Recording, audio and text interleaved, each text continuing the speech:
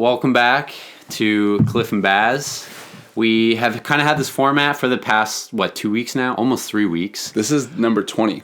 Wow, so basically 3 weeks. It's 3 weeks of doing this every day. The format has always been, we kind of select a topic from our trusty old jar here, and then we talk about it. I think maybe we got a little bit, I don't know if bored is the right word, but I think it wasn't offering enough. And so we decided to switch it up, and we were kind of discussing some ideas today. And then out of nowhere, this idea came, let's just watch a film, a short film or whatever, and then let's just talk about it after. Because being photographers, videographers, I feel like, and just creative artistic people in general, I feel like films are something that inspire a lot in both of us. Mm-hmm. And so why not sit down and talk about them? So we're going to change it a bit. Enough. I'm glad we're doing this because I don't watch films enough. Yeah, because every time I watch a good film, like the one we just watched, I get stoked about it, and I want to film. Yeah, it inspires you up to be. It fires you up. You just want to go out and do something or make something. Like, So, hopefully you find some value out of this and enjoy us sort of breaking down our own thoughts and things about this film. So, let's get into it. All right. Patagonia. That was a Fish great People. movie. I just want when I was walking in here, my first thought was that it was obviously a movie about the ocean and some people that do whatever they do in the ocean. But I feel like it was almost like a spiritual journey movie. It didn't really seem like it was about the ocean. It was presented that way, but it felt like it was more about passion. Yeah. And things people do in their lives that make them love their life. Way more about the people, but also how their lives are completely based around the ocean. Yeah, it was just kind of and they all do almost completely different things. Yeah. The ocean was kind of just like a talking point. It was just kind of it was a bridge between all of them. Yeah. That they all have very fulfilling lives because the ocean. Yeah. Which is kind of cool. Yeah, how the ocean has brought sort of fulfillment to all of them. Have you heard of Ikigai? No. So I found Ikigai not a long time ago, maybe a couple of years ago. Yeah. And it's this Japanese term. Yeah. And it basically translates to a reason to live. Oh. It's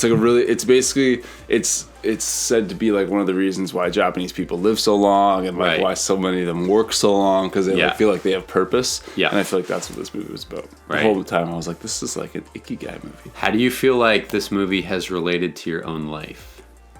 I think, because of the ocean, because I've been so interested in the ocean for a long time. But just life in general, I think it's just that satisfaction of finding something that you love to be a part of, regardless of what it really does for you in terms of profiting. Like that, the guy, what was the guy, the surfer? At the end, what was his name? Dave Rastovich. Yeah, that guy. I don't think I'll be able to pronounce his last name. How he got into surf competitions, but then he dropped out. Surfer. Yeah, because he's I don't really like competing. I just love surfing. Yeah. And that's just that kind of pure just enjoyment or love for something. Purely for the joy. Yeah, he's not doing it to become a pro surfer. And I feel like that one I really related to, because just in I feel like in all of athletics, there's always that point where you get into something because you love it. Yeah. And then if you try to turn pro. Yeah. You get kind of it completely changes what it is. It's not fun anymore. It's a job. Same with photography. Yeah, I felt that with photography. I was super stoked when I first got into professional photography and working for clients. Yeah, but especially doing photography that I didn't really care about as much. Yeah, just it almost killed it for me. Yeah. Specifically working for a nightclub. Yeah, anything. Whenever something becomes professional, it's weird. I do certain things, but mostly working for a nightclub or just doing, I don't know, there comes a point where because you kind of start it because it's almost like an art form. Yeah. So the art it's the same thing. You start it because you love it. Yeah. Yeah, because you're creative or your art form, whatever. Definitely. That was a really cool way to portray the ocean in that film, because it wasn't, again, I went into it thinking it was going to be about the ocean, but it wasn't really about the ocean. It was about people's passion for the ocean and how it affects their life. Yeah, their like spiritual connection to the ocean and how the ocean brings fulfillment. The ocean is very spiritual. The people who are based around the ocean are always, I shouldn't say always, 98% of the time they're spiritual in some way towards the ocean, and you can see it how it affects their like real life too. Definitely. Yeah, and when we even spent 2 months in Bali, dude, we spent so much time in the ocean and especially surfing. Spent so much time surfing. And I feel like that did sort of change the way I felt during that trip because we spent 2 out of 3 months in Bali in kind of one little beach town, surf town in Canggu. And I feel like that 2 months was so chill and relaxed, and I think maybe there is a correlation between because we were in the ocean so much. Yeah, well, that's even like what we were talking about the other day, how like I don't necessarily do a lot with the ocean. Like I don't really swim in it, I don't really surf that much, like, pretty much ever now. But like I just always want to be by it. For whatever reason. And I think I said this the other day too, it's like this like the blue state of mind. There's like that theory of like red state of mind and blue state of mind. And red state of mind is when you're not near body of water, and it's always like it basically talks about being like having a lack of perspective and not being as connected to nature as you possibly can be, and it's like stressful and all these things. And blue state of mind is when you're able to be around a large body of water like the ocean. It makes your perception of life so much different because you have something so massive to relate to or to look at. And it makes you feel small, and it makes you humble, and it makes you just kind of like happier. That's interesting. And that's like, I feel like that's what island vibe is. Like everyone says like island vibes. It's like every island in the world, doesn't matter what island, has island vibes. It just has its own like... for whatever reason, and I think it's just because like you're surrounded by ocean. Everyone's on a bit of a slower pace. Everything's a bit more relaxed, a bit more chilled out. There's definitely something to be said about that correlation between a body of water and about the overall movie, relaxation. About the movie specifically, most of those people were crazy. Like those are some pretty crazy people. Like free diving, spearfisher, free diving. That lady that swims in Antarctica. But that was weird though, because it didn't. Even though everyone in that movie was a professional something, or did something kind of to an extreme level, it didn't seem like it was preaching that. It didn't seem like, look at these people doing crazy stuff. It was very human. Again, they kept the brand of the film like very on point the whole time. Because that lady that was she swam from Alaska to Russia. She swam in Antarctica. Like they could have made it more about how crazy these feats, these athletic feats are, but it was still just about like her love for the ocean. It was really cool how they portrayed them all very realistic and very just natural, like normal people. Because even watching that Lynn Cox lady, I call her an ultra marathon swimmer.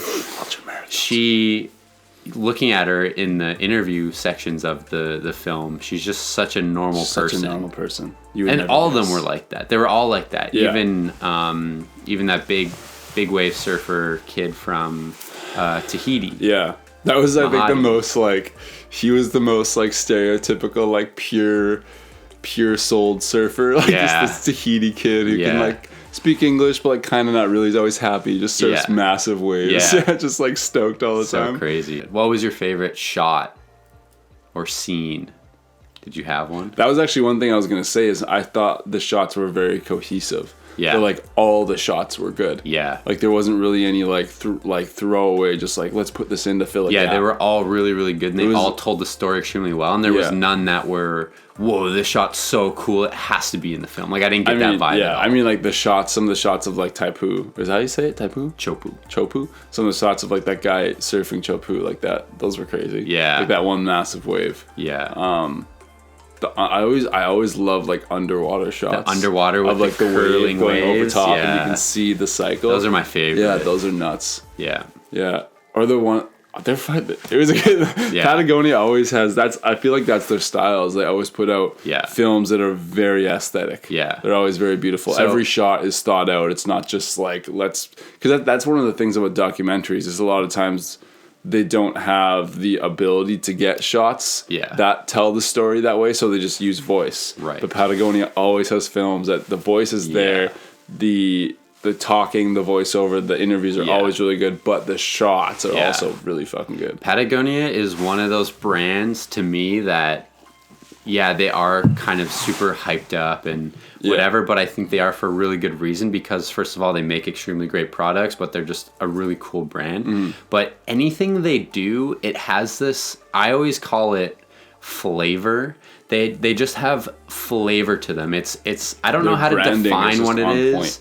Yeah, like you don't have to know something's Patagonia to know it's Patagonia. Yeah. If you know what Patagonia is and you kind of know what their brand is like, you can watch a film and it doesn't have to say Patagonia at all on it, and will at least think like this looks like a Patagonia film, right? Like they have a brand, they've like claimed an aesthetic. Yeah, which is cool because all of the films that they do are made by different people. Yeah, so it's just not like the same group of people making all of their films. It's just like very, very clean shots, beautiful shots, usually some sort of like spiritual or grounding vibe to it, and a lot of slow motion, like a deep story. A lot of slow motion. Most of the shots are slow motion. Most nature films are slow mo. Yeah, for sure. Especially based around the ocean with so many waves and things like that. The best way to capture a lot of that is through slow mo. Yeah, it's crazy how they keep that aesthetic even though they do different shooters. Yeah, they're very consistent with just their brand storytelling, but they're also, I feel like, very specific. Like, if you or I or some random, filmmaker out there wanted to, like, approach Patagonia with a film idea, they're probably so picky on what they actually want to put out. They do grants, don't they? I don't know. They do lots of different stuff, like lots of different funding and, different grants for different, like, organizations and, like, they do a lot of social movements or environmental movements, I should say. They do a lot of like funding and stuff for that. But I think one of the reasons I like Patagonia films is because Patagonia films is the way I want to film. Yeah. Like I love that. The voiceovers, like the beautiful slow motion. Yeah. Like every shot is nice. It's very cinematic. Yeah. Like it's always... It's weird because they're documentaries, but they're not documentaries, they're films. Yeah, they produce films. Like I wouldn't call that a documentary, even though it is a documentary. Right? Is it even a documentary? Sure, it's documenting these people's lives. Yeah, I guess and their connections to the ocean. Very good. But it doesn't feel like a documentary. It feels like a film. It feels like a film. It's beautiful the whole time. Yeah, it's artistic. Yeah, it's artistic. Yeah. That's a good way to put it. All their stuff is artistic, no matter what it is. Definitely. Yeah. What would you say is the most impactful, or what was your favorite story of the 6 people in the film? Which one was the most powerful to you? That's a tough one. They were all pretty. I started tearing up during the guy who teaches the kids. Yeah, because that's so powerful. Yeah, like he's taking these kids that have gone through these like traumatic experiences, or based in San Francisco, these kind of like inner city kids that maybe don't have a lot of positive role models or any sort of form of escapism other than maybe like drugs or alcohol or other kind of bad shit. And this guy just basically takes these kids and he takes them out surfing, gets them out of the city. Yeah. And some of these kids live in San Francisco and they've never seen the ocean before. Yeah, when they said that, I was like, what? That's crazy. That's crazy. Yeah. Just get on a high point and look west. Yeah, exactly. But it just goes to show how sort of like, I don't know, like locked in a lot of these kids are and how many opportunities maybe they don't have. Yeah. So by taking them out surfing and showing them this completely different perspective and actually connecting them with nature. Yeah. Because when you think of people who live in cities, so many, like I would, like a huge percentage of the population who lives in a city is completely 100% disconnected from nature. Yeah. Oh yeah, for sure. Right? So to like take those kids and connect them with not only nature, but actually get them in the ocean and just like having fun and actually interacting with it. That's super powerful, I feel like. Because I feel like it's the people who don't have that connection to nature, who don't care about environmental impacts or environmentalism. And that's something I think that's always also like kind of underlying in Patagonia films, is they always inspire anyone to care about what's in the film. Yeah. Like it's always very touching. Yeah. Like you never leave the film going like, oh, that's a stupid topic, or oh, why do people care about this? Is like they're always really good at getting their point across. Is like, even if they don't, like even in this film, they don't talk about ocean conservation at all. Right. But you can just tell. Yeah. It makes you want to care about the ocean. It makes you want to care about the ocean, And that's what I love is that's the one cool thing about Patagonia is, they're a huge environmental brand. And they do a lot of upfront things for the environment. Mm-hmm. But at the same time, through films like that, they have a way of making you care about the environment by not just like shoving it in your face. Yeah, it's not like oh, look at all these, species dying or this horrible oil spill. Yeah, it's like they do it in a beautiful not side of it. Annoying, obnoxious way. Yeah, which is cool. Powerful. I'm legitimately a Patagonia groupie. Yeah, for sure. I'm not wearing my Patagonia jacket right now. I bought my Patagonia jacket purely because it was Patagonia. Like, I remember buying it. I was like, branding works. Yeah, it's one of those brands. Yeah, it was one of those brands too, because it's like a big fashion kind of brand. Yeah. Like, not a big fashion brand, but there's a lot of people that buy it for that reason, because it says Patagonia. Just because it's Patagonia. And it's not, because I like their stuff because they make really great products, but also I wouldn't buy it if it was like crap products. Yeah. But like, it's just that like, these films are the reason I buy their kind of stuff. Yeah. Right? Like, it's because they're a brand, they sell clothing, and they make profits and all this shit, but like, they also do a lot of stuff that shows that they actually give a shit. Yeah. And they allow others to, through films or whatever it may be, through whatever medium, careful, something's wrong with me. They allow others to share about why they care about the same kind of thing. Yeah. So it's a very community based. Yeah. Well, that's just a testament to branding as well. Yeah. Like you just said, you watch this film and now you want to almost buy Patagonia. Yeah, but you saw what? At the very beginning it said Patagonia. Yeah, and some of the people in the film are just wearing a jacket or a shirt. But you don't even notice it, right? No, it's super subtle.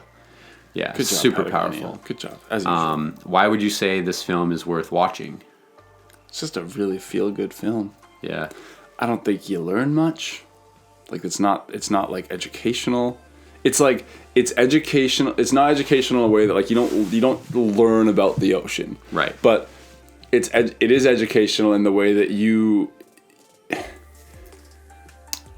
when films are able to present people's passions that well, with that much with beauty in their words and how they speak, and like, and just really, really show passion, you kind of like,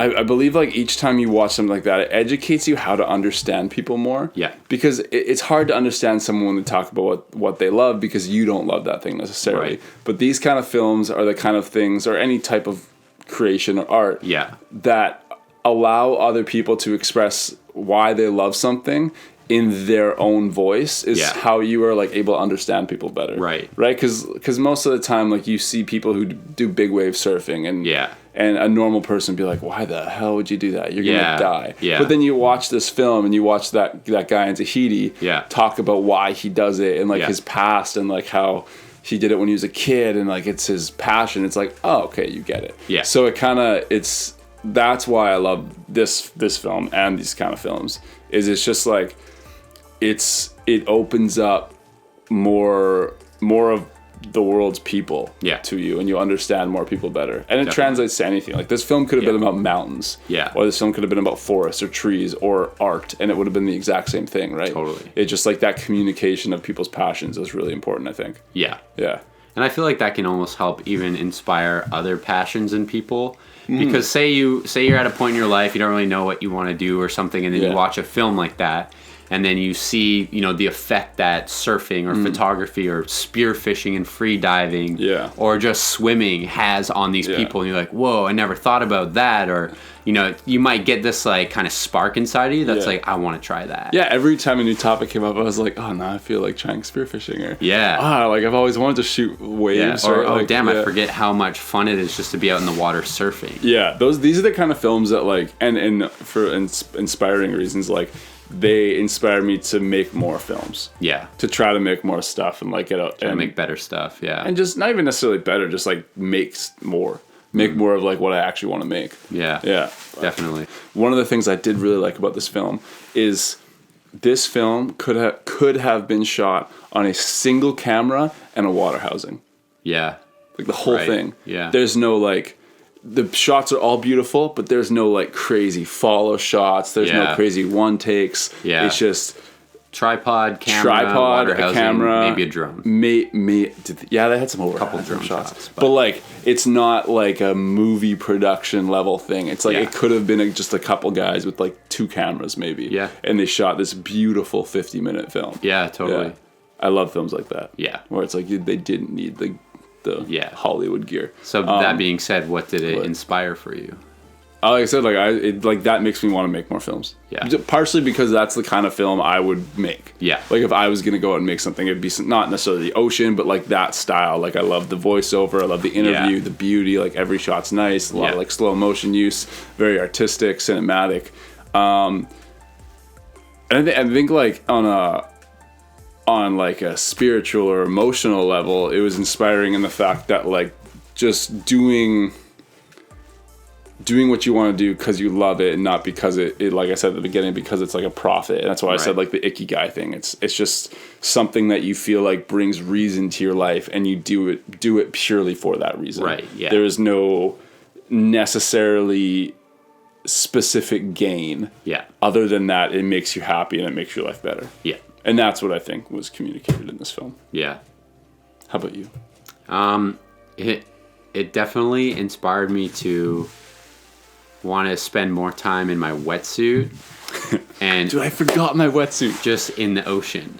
Yeah. Because I feel like, especially two summers ago, I actually filmed, like I shot a project. I call it, like just my Vancouver Island water project, The Fun and Beauty. That was 2 years ago. Damn. And that project was solely based around water on Vancouver Island. So ocean, rivers, streams, like cliff jumping, free diving, surfing, just anything water-based. And it was so much fun to make that because it got me out into nature doing things that I love to do, but also just being out in the ocean and in different rivers so much, and just being in my wetsuit. Like, I feel like there is you get a sort of different sense of the world being in water or underwater. Oh, yeah. Dude, scuba diving and free diving, I think, are the two things that have been my favorite and craziest experiences in my life. Right. And it's hard to pinpoint why, but it was just like a feeling. Yeah. It's just, you feel like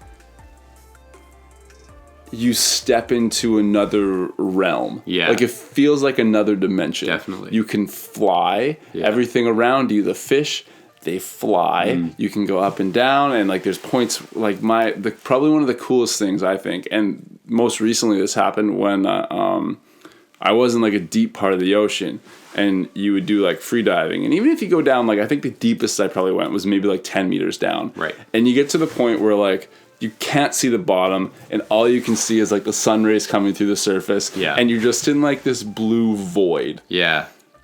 That everywhere you look, it's just blue. Yeah. And it's just, it's something that it's a dream. Like, not a dream and like, I dream about this is what I want to do with my life. It's a dream in the fact that like, unreal. It's so surreal. Yeah. It's such a foreign experience to being just like walking around in normal life. Yeah. That you come out of that and like you come back to the surface and you're just like, whoa, it's weird down there.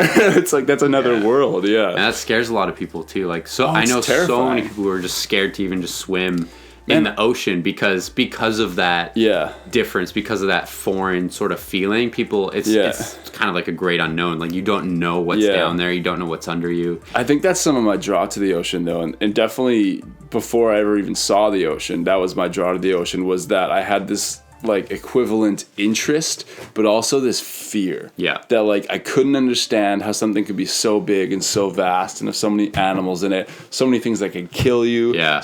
But like at the same time, it could be so beneficial. Right. And I remember before I actually like ever experienced anything with the ocean, that was my confusion with it. It's like it will kill you. Like it has the potential to literally kill you at any moment's notice. Right. So why do people love it so much? Right. But then after going to the ocean and surfing and experiencing it and free diving and scuba diving, it's like that almost is the draw. Yeah. And it gives you that perspective of how small you are, and you come out humble. Like when you go surfing and you get pounded by a wave, you come out like happy after. It's weird because if you get hit by a car, you're not stoked about it. But if you get hit by a huge wave and you come back up onto the beach, and you just like makes you way more thankful. It makes you realize just how insignificant you are. Yeah, and I think that blue state of mind thing. Yeah, that feeling of being insignificant and that perspective is so important to being like generally happy. Yeah, it's because when you lack that, and I think that's why people are so into the ocean, because it gives you that crazy feeling, that crazy perspective. Yeah. Fish People, Patagonia. Check it out. Just came out, I think, 6 days ago, 7 days ago. Yeah. Oh. It's about a week old, or it was released about a week ago. Great film. So check it out. It's 49 minutes. Sit down, eat some popcorn. Good film, Patagonia. Keep it up.